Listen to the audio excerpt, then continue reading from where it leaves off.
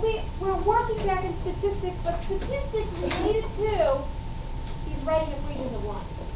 So we're going to see how being able to write an equation of lines is a helpful thing in the real world.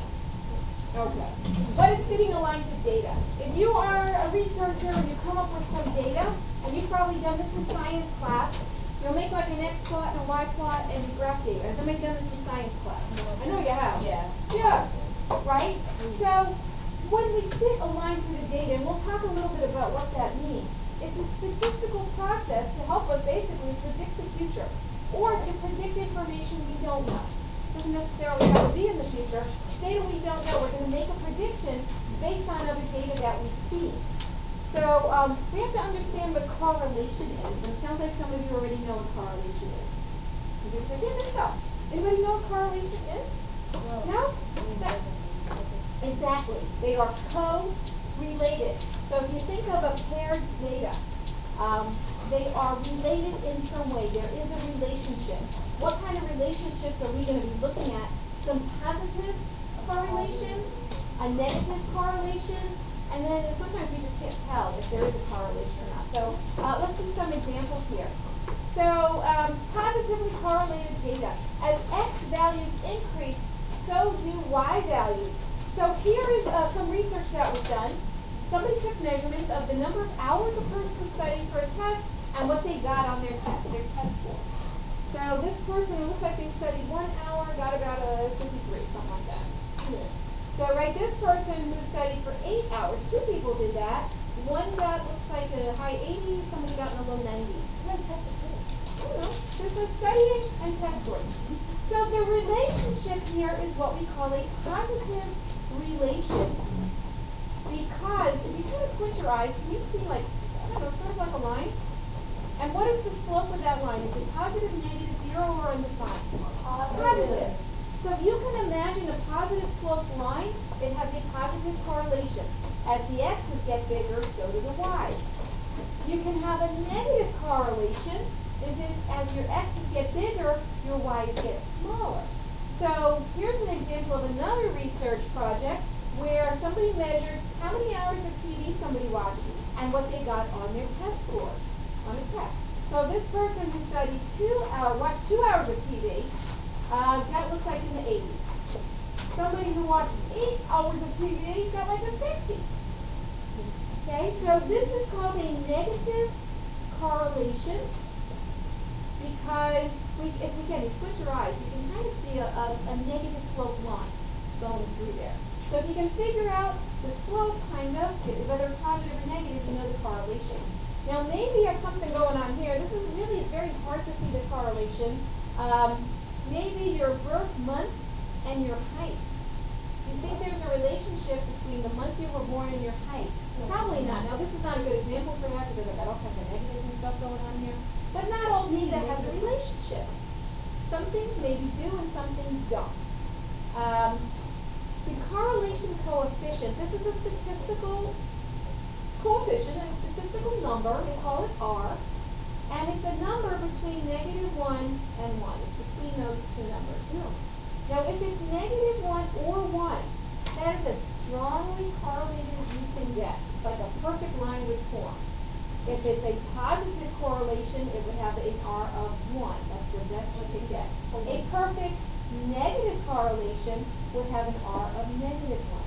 If there's no correlation whatsoever, you get an R of 0. So something like this would probably, I don't know what it is, maybe it's an R of 0.85. Pretty close to 1. This one would have a negative correlation coefficient, maybe that one's 0.9, I don't know what it is. This one to me looks slightly negative. This might be -0.1. It's pretty close to 0. Slightly a negative correlation. Maybe, but I'm guessing. But these are kind of what these R's tell you. They tell you how tightly correlated data is. So somebody who's looking for a connection will figure this out to kind of see how strongly correlated or co-related, what the relationship is between numbers. Now, I don't know if you've got a nerd family like we do. We sometimes argue stuff at our dinner table. And we will say, yeah, look, if you studied more, you would have gotten a higher test score. Yes, and look, I've got data to prove it. Now the argument back would be, really? Oops, let me get this in here. correlation doesn't imply causation. This is your argument back. What does that mean? Just because I see a very strong causative relationship here does not mean or does not prove that the studying caused the test scores you see. There's definitely some kind of relationship, but it's possible there are other factors involved here. Like, maybe somebody who studies a lot has a very quiet home, and maybe it's the quietness when they study that's helping them get that score. Or maybe somebody who spends a lot of time studying also spends free time in a museum or something, and that's making them do better on test scores. There could be other reasons. Now, it could be because of the hours of study, and it probably is. However, you cannot make the conclusion simply because you see a relationship that one caused the other. This is what scientists and researchers use to kind of, hey, let me study this now. Is it the hours? Let me make some other way of determining whether that is the cause or not. But just the data alone is not enough. Just the same as hours of television may not be the reason why the score is bad. Could be people who watch a lot of TV don't read books. And if you don't read books, maybe you don't do well on tests. That could be the reason why you're seeing what you're seeing, not necessarily because of the TV. So it's just a good way to argue. Correlation doesn't cause this to happen. It's just kind of a reporting of what's seen. I have to go there. All right, now scatter plots. Some of you may have done this already. Scatter plots are really easy. You probably have done this in science class. It's just plotting points. So here's an example here of, I guess this is what marine biologists do, where they want to see if the length of a fish has anything to do, if there's any relationship with how fast the thing can swim. So somehow, I don't know how, they found some pipes, and they found some average length of these pipes, and they somehow measured their speed and came up with this. I don't even know what this is. Apparently it's some kind of fish. Anybody fish? What? Is anybody fishing off of? I've never heard of this fish. But whatever. So somebody went and did all this. So how do you create a scatter plot? Well, you make one of these your x-axis and make one of these your y-axis. So my length is my x, my speed is my y. Who's dependent and who's independent, right? The speed is probably dependent on the length. That's what we're trying to figure out. So I make this dependent, I make this independent. I used to have stuff like this in science. I know it. You just did stuff like this. You're doing like velocities and stuff? Yeah. So you're making these kind of scatter charts. So, yeah. But how do they work? So how do they work? You take length is 37.8. So I guess that's about here. And the speed was 148. I make a point. 19.2 is 47. So I go to 19.2, 47 is over here. You're just plotting points. And you have a scatter plot. Now, you look at your data. And you say, gee, is there any kind of relationship that I can see? So my three choices are yes, positive, yes, there is one, negative, or no, I don't say anything. Yeah, why do you say positive? Why? Exactly, that's a great answer. If you squint your eyes, you can kind of see like a line. And that line has a positive slope. Now what researchers like about seeing a line, this is called a line of fit. I'm going to put a line through here. And that line, I try to put it in such a way that I have the same number of points above and below. I wasn't very successful here, but in general, you look for a line. Now this line now is going to help me make predictions. What if I have a fish now, and it is 50 centimeters long? Right? I don't know how big a fish, I don't know what fish is 50 centimeters long, but let's say I find one. Can I make a guess, a smart guess, on how fast it's going to swim? Right? I can extend the line. So this line of fit helps me make predictions for data I don't know, based on data I do know. So whatever that is, it's way up here. I don't know what it is. 300?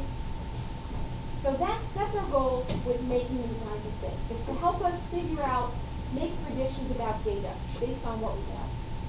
How do we do it? So you make a scatter plot. You decide whether the data can be modeled, and what I mean by that, you see the correlation, positive or negative. You eyeball a line. You guess. You make your best guess. Let me just put a line through here. And then you find the equation of a line. How do you find the equation of a line? Find the slope. Yeah. Find the slope. And the y-intercept if you can. If you can't, point slope formula. That's what we've been practicing. So you would take this, make an equation, and now I can use that line to make other predictions. So I do want us to practice doing this. So if you look on the second page here, we're working with woodpecker clusters in the forest. In 1992, there were 22 of them. In 1993, there were 24. So there may be biologists who are doing this kind of thing. First of all, if this number was going down, if we were losing clusters, what might that tell us? Negative correlation, and maybe we're losing our wildlife. That's something we're concerned about extinction, maybe. Now they're growing. Is that a problem if we're getting a lot of them? Yeah. Maybe, right? Because we don't know if it's fighting for food sources or what it's doing. So they're very interested in this, biologists. So this is Woody, by the way, right? You guys know Woody Woodpecker? No. Oh, what? What do you mean no? Oh, it's Woody Woodpecker. Anyway, so how does this work? You have to make a scatter plot of the data. Let's read this carefully. It says, write an equation that models the number of active clusters as a function of the number of years since 1990. Well, 1992 is how many years since 1990? How many years is 1993 from 1999? So what we're doing is we're simplifying our x values because it's just big for no good reason. So we're just kind of simplifying what we're working with so we can graph them. And how do we graph? 1, 2, and 22. So when you get year 2, you had 22 of these clusters. So go ahead and graph these. Year 3, 24. That's all right.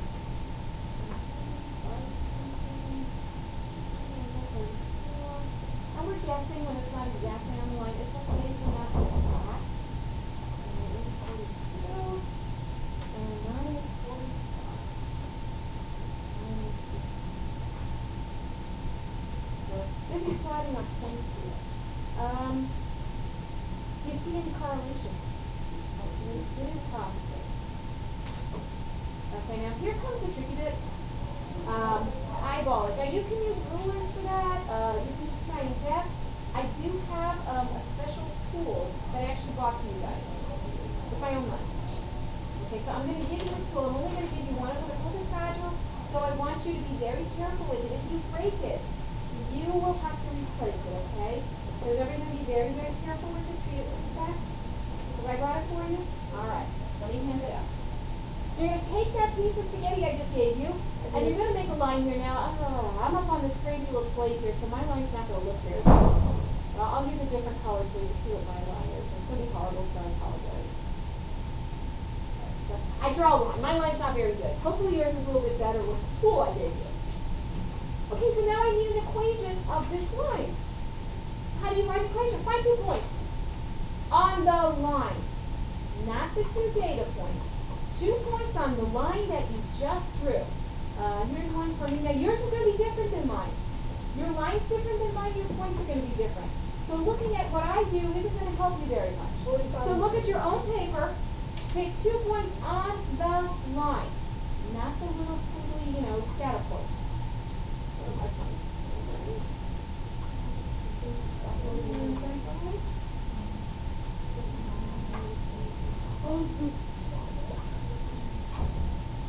Alright, again, if you're copying my points, you're making my line. Your line's different than mine, right? Because Claire's going to lay her spaghetti a little bit different than Katie will. Oh, okay, so. It's just great minds think alike. That's all that is. Coincidence.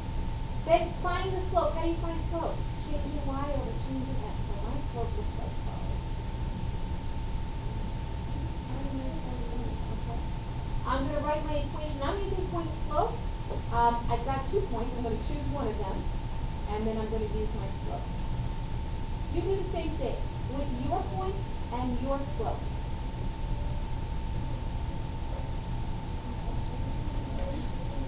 What do you don't get? What don't we get? I don't get how to do it. I don't follow it. Changing y over changing x. That's how we find. Nothing has changed. It's all the same. Yep. Put it in slope intercept form and you're done. That's what I'm doing. 1 minus 35. Okay. What about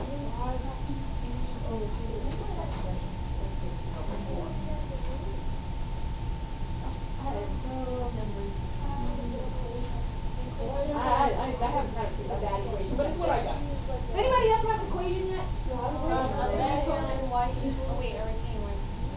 put it in slope-intercept form. That's 5 over 2. That's not an equation. What'd you get? But how do you get that? Y equals 2/3 x? Okay. I got y equals 5x, so we're real different, yeah? I don't remember how much. Well, that's not an equation. That's a know, slope. but I want the equation. Yeah. I got y minus 30 equals 10 over 3 Can you put that in slope-intercept form? Put it in slope-intercept form. You can get any point slope. How do I divide the number? Yeah, what did you get, Jerry? How did you Five. equation? Five separate. 15 over 4x plus what? 25 over 2? Oh, okay. All right. Yeah, what did you get? Right? You have 2 points from your line? Pick, did you draw a line? Use your spaghetti and draw a line to kind of in between those points as best you can.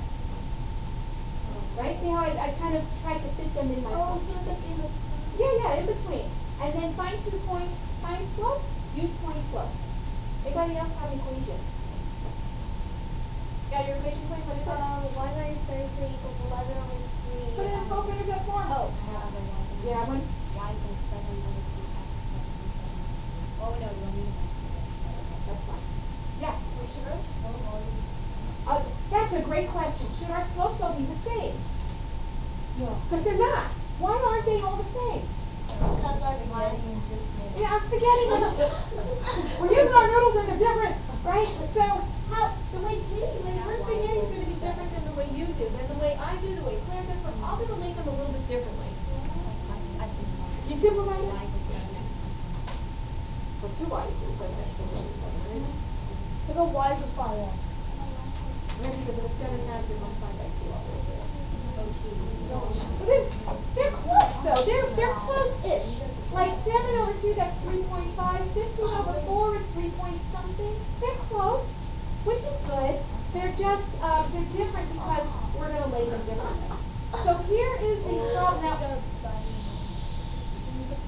okay, we're going to have to go very soon. Before we go, tips for creating. First of all, you want to pick some nice midpoints here. And then if you can, use the y-intercept if you can. We just couldn't in this example.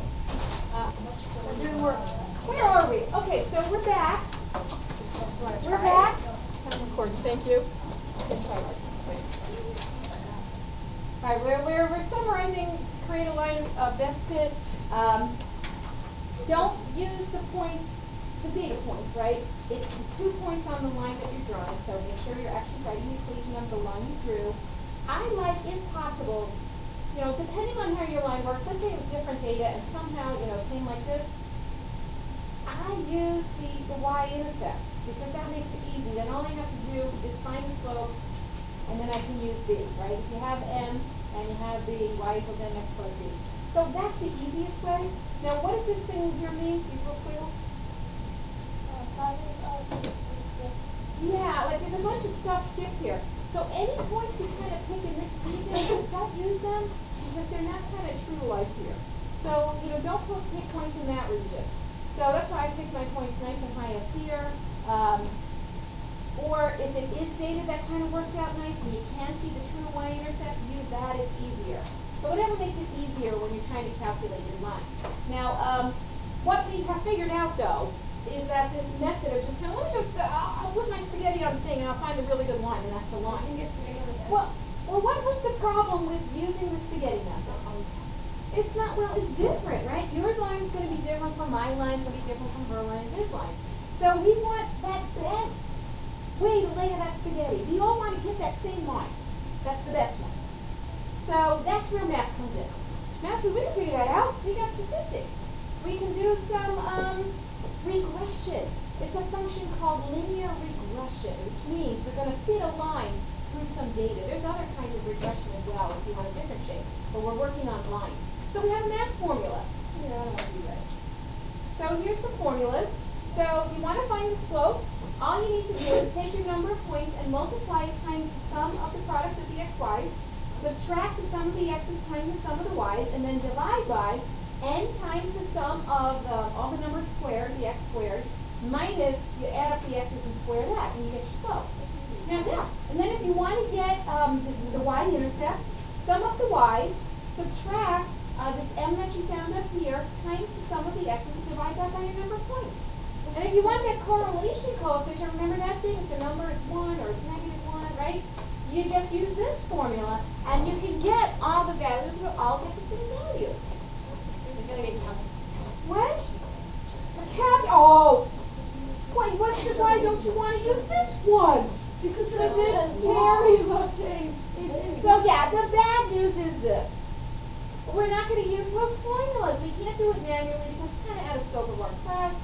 So, I'm sorry. The good news is, though, we can use our graphing calculators. Question? How is that bad news? Well, it's bad news for me when you like working with stuff like that. I know, but Yeah, well, statistics, it is, and we're working with these data points to find stuff. So let's learn how to use our calculators. Everybody has a calculator, yes? Yes, we all have calculators, so we can do this? Okay. Now, I gave you a sheet. Now look and make sure that you're looking at the easy version. There's two sides on the calculator cheat sheet. That's the one that looks kind of like it's on the board now.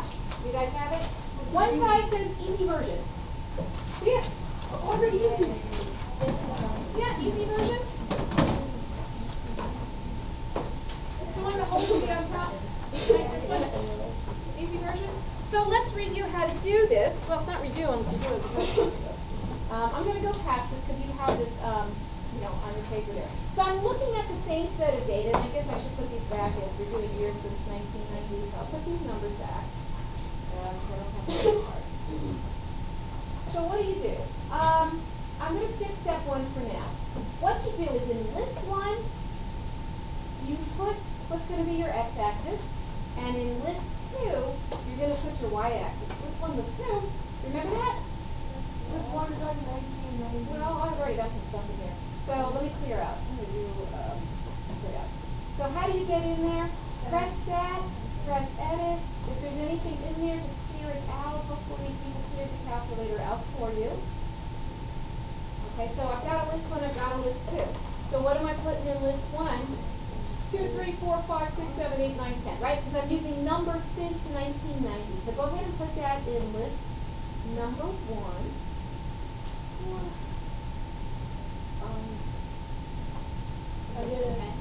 Goes up to 10. Use the data that it's on your paper as well, so you don't have to keep looking at it. Right? It's the example we just did, where we did a manual line of fit. So it's the same data. And then your L2 is going to be how many clusters we found in that year. So then you have that data on your paper. You don't have to keep looking at it. I do.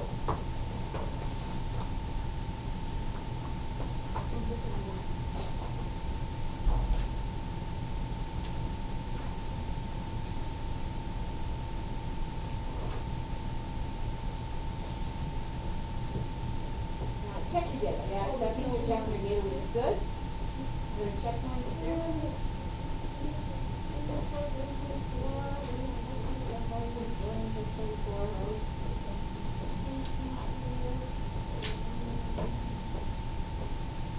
I think I have it right. Okay. You think you got your numbers in? Anybody still working on your numbers? No, just work with what you got. Just work with what you got. You want to tell slightly different. That's what's going on. Are you starting at number 2? Oh, yeah. Yeah, there is only 9 numbers. Yeah. Look at this rich show. Look at that. Ooh, that's special. Okay. All right, now what do? It starts like the other statistics stuff. Stat, calc. We're very familiar with that. Now we're doing linear regression. Can you find the choice we want? 4. Number 4, Lynn read. Look what's next to it. AX plus B. That's a lot like MX plus B. What it's going to do is it's going to tell you what this number is, the A, and it's going to tell you what the B number is. We know A is really true. Huh? I'm sorry, can you read? Yes, it's exactly. It's just they're calling it A instead of M. So I'm going to press number 4. Now, if you use list 1 and list 2, now some of these calculators don't have a list 1, which I actually need to know if we have one of those. But if you use list 1 and list 2, just press enter. That's it.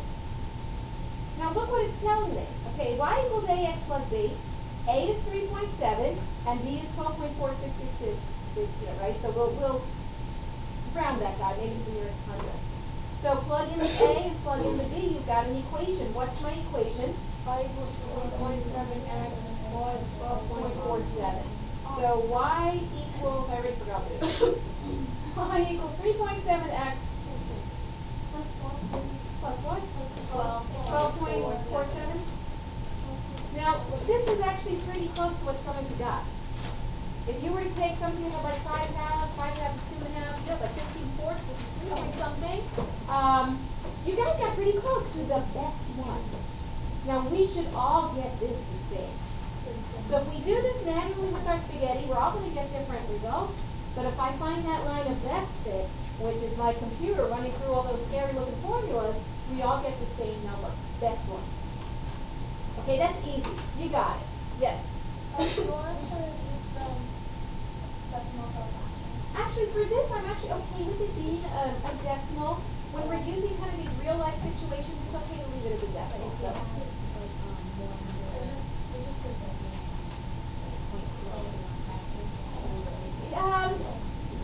Yeah, we're doing just little examples, practicing the skill. But if I'm doing something like statistics, the decimals are fine. The decimals are fine. So that's not so bad. Okay, so now what's the difficult way? So if you kind of turn it over, there's all kinds of talking here. Let's just walk through the so-called difficult way, and it's not that much more difficult. All right, the first thing you do, and you only have to do this one time, is if you look above y equals, you see the word stat dot? Right, so you have to press your second button to get there. Press the second button and then press the y equal button. We're going to turn on plotting because I'm building a scatter plot. Right, it's right up here. See the y equal button and see on top it says stat plot? So press second in that button. You're going to get this. Mine says on, yours says off. So let me kind of put it down to what yours looks like. Mine is Seconds and the y equal for stat plot. Okay, I want to turn plotting on. So see how it's dark here by the number 1? Press enter. And my blinking cursor is on the word on. Press enter, I have selected on. If you go and press stat plot again, second stat plot, you'll see now that it's on. And that's all you need to do to turn on plotting. Just turn on plotting. Humor me. Yeah. Okay, now, we're going to run the linreg command again. So you do a stat cal. Now these directions are slightly different depending on which version of the calculator you have. If you've got one of these old tiny ones, just do what I do. It's slightly different for some of the yellow ones. Now linreg. So which list do you want? You want list 1, comma, list 2. And I think on the yellow calculators it just has a place for you to type the list. Oh, 1, 2, 3, 4. Some of them do anyway, some of them do. It's above 7. Okay, now watch carefully what you're going to do now. And there's a special place on the yellow ones. And I wish I could remember what it's called. There's not in there anymore. There's a place where you're going to do this. I think it says function or something like that if you have a yellow one. I can't remember. Maybe you got one. Are you in this one? Well, I'm lost turning. Yeah, me too.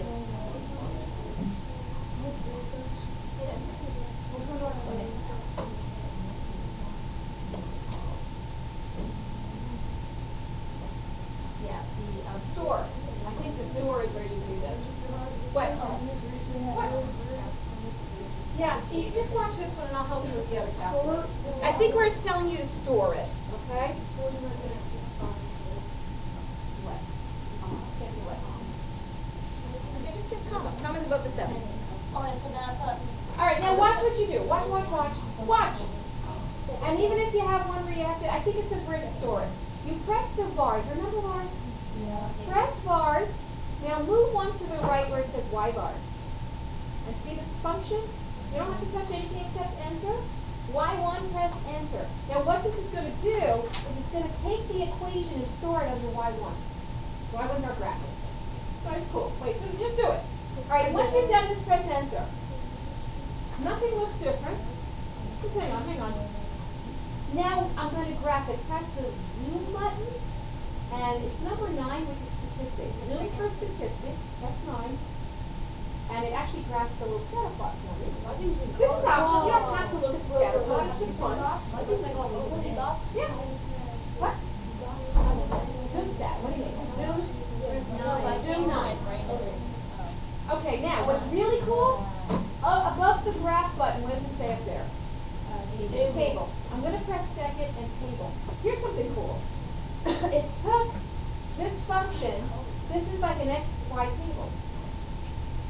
say I wanted to know, well, gee, we don't have data for the year 2001. I wonder what might be a good prediction for 2001. Well, what X is that? How many years since 1990? That's 11 years, right? So I can look at my little table here. Whoops. Okay. Show Y1.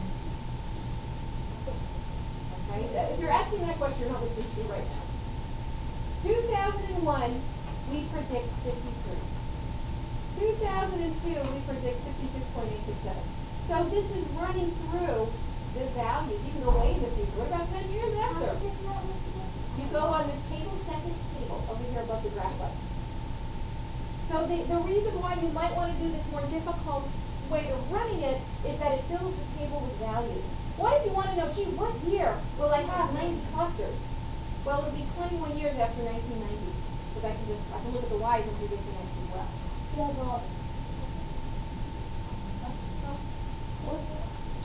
Okay, so anyway, it's kind of worth doing if you can. And again, some of us have different calculators. I cannot remember how to do it on both of them. I think it says where do you store it. Then you press the vars. Again, when you press the vars, Y vars, function, enter, enter.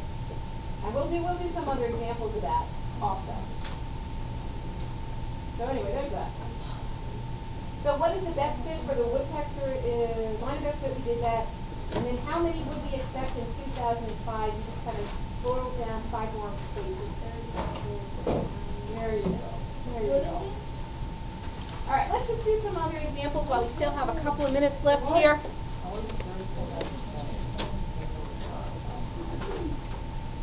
All right, so I gave you another piece of paper. It's got these examples on it. So it starts with experimenting with linear regression, graphing calculator activity. So just to do a couple more examples with the linear regression. So I've got a table here. In 1993, 7.8 million CD singles were sold. In 1995, 22 million of them. Now CD singles, I don't even know if they still sell these anymore. Like if you want a single music, how do you buy a CD single? No, you buy them on I probably use iTunes. This is in the 90s, so these were big then. So what you want to do now is enter the data in your calculator. Make the x's the number of years since 1993. So 1993 is how many years from 1993? 1995, how many years from 1993? Right? So we're not going to enter the big numbers. You enter these smaller numbers. Sometimes these big numbers just blow out the calculator. It's too big. So use those. So go back. Well, Maybe you type in like 7.8. go to stat edit, right? You gotta start all over. Clear out your lists. We've done this before when we worked with these lists, right? Clear them out. And then put in this data. So these are your L1s.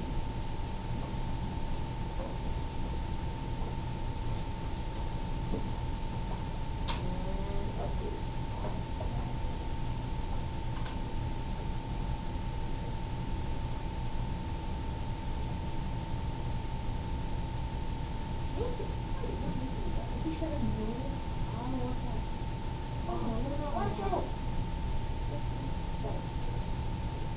Check my data.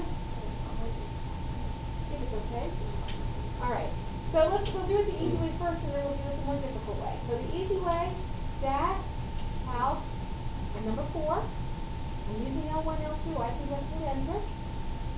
So what have I got here? Y equals 14.45x plus 2.43. I will predict that immediately. Y equals 14.45x plus something. 2.43. I think that answers the next question, right?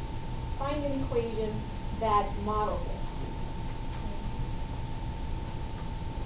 Now, are we getting this at least? Is this coming out? Yeah? Everybody get this one? Who got this one? Yeah? Okay. All 3 of you. Okay, now, approximate the number of CD singles in 1994. Notice what's missing in there? Maybe this data got lost. So we want to make an approximation. So what's my x going to be? 1. So do I have an equation? Yes. What's x? 1. Figure it out. What's 14.45 plus 2.43?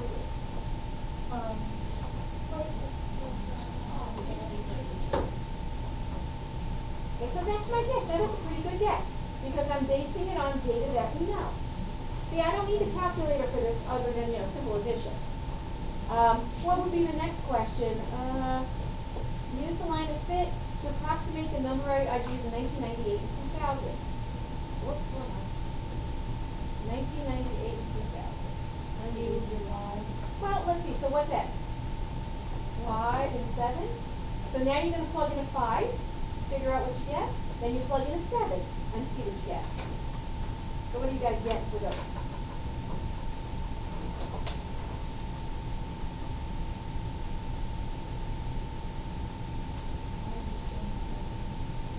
Before from what? What did you get for 2000?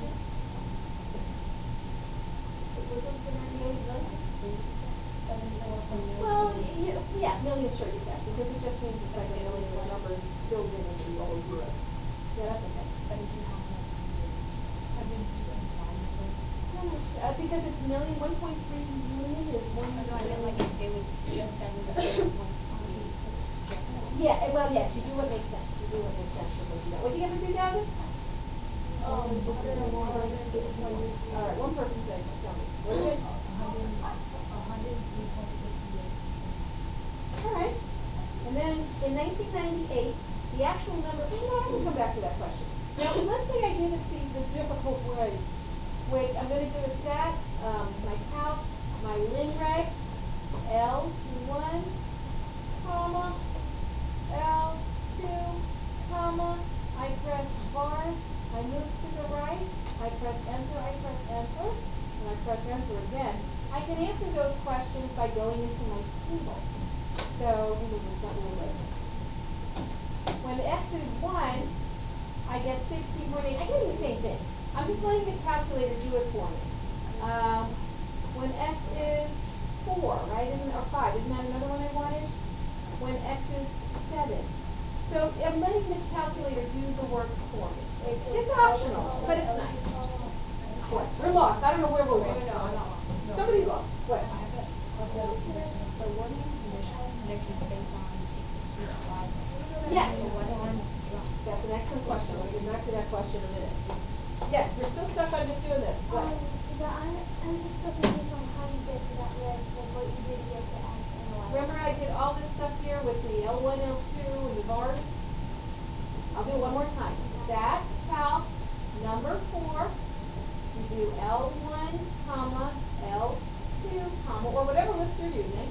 You press bars. You go to the right one. You press enter, so that you see the Y1 here. It's storing the information in Y1. Like if you go into Y equals, look, it put the whole thing in there. Right? So when you do that, it also filled up a table of values. So when X is 1, this is Y. It's like plugging X into there and getting a Y. So it's just doing this automatically. So when I wanted X of 7, it's out. So you have choices. You can do this, or just plug the value into your X that you have. It's up to you. All right, now, this is getting back to Tori's question, which is great. She goes, this is assuming it's rising.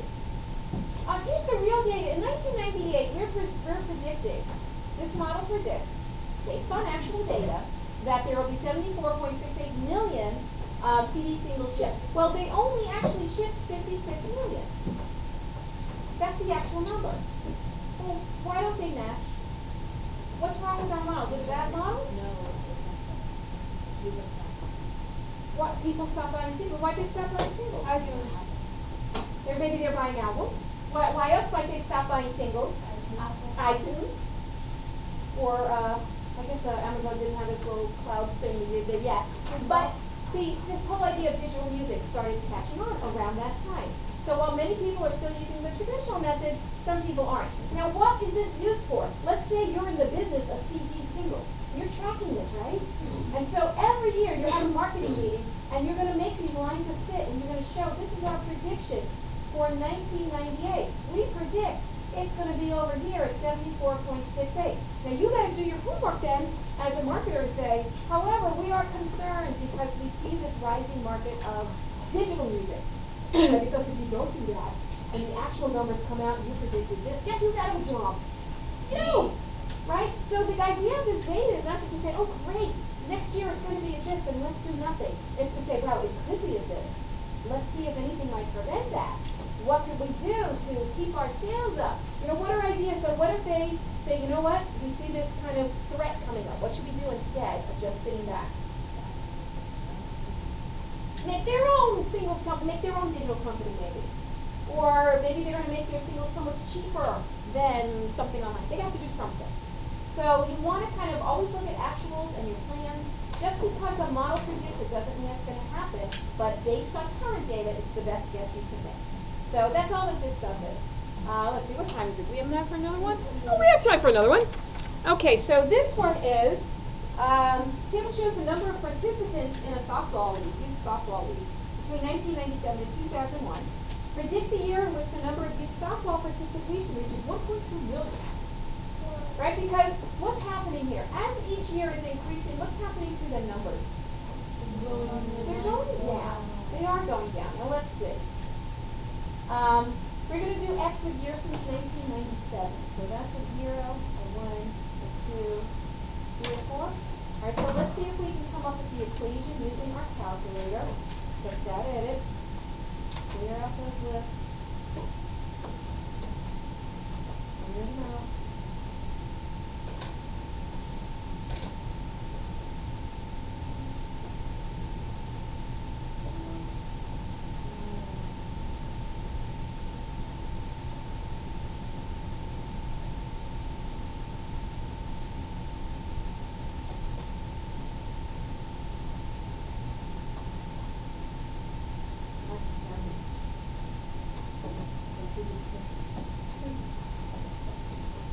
Alex, I put these in right?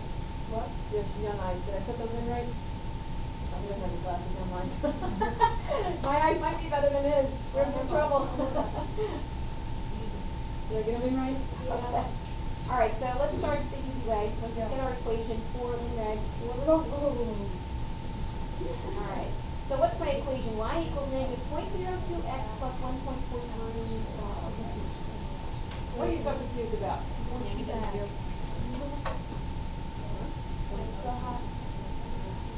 Plus 1.44-ish? Negative slope. Does that make sense that the slope is negative? Yes. Right, my numbers are decreasing. It makes sense. Okay, when will I be under 1.2 million? Now, if you're doing this by hand, you're going to have to put a 1.2 in for y, right? Because that's what we're waiting to be y. And you're going to have to solve this equation. What? I don't want to solve that equation, right? You want to find the x for when y will be 1.2 million. I'm going to go to the so-called difficult way, and I'm going to load my table with this information. Back out L1, comma, L2, comma, press vars, y vars, function, y1. Yeah, y vars, and then it says enter. And then for the digit, You see a y1 next to your thing? Now press enter. It looks the same, but now if I look in my table, I got data. So I want to know when the y's are about 1.2 million. So let me scroll down and see.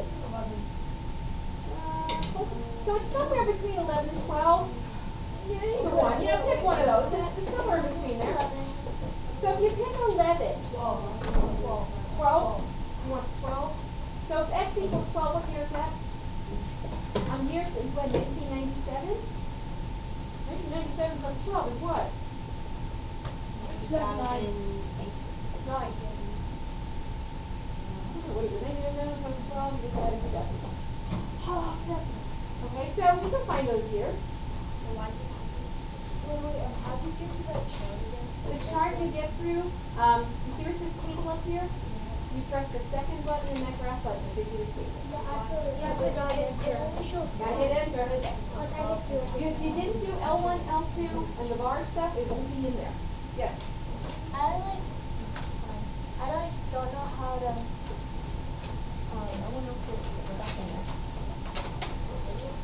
Turn this back up. So, is that right?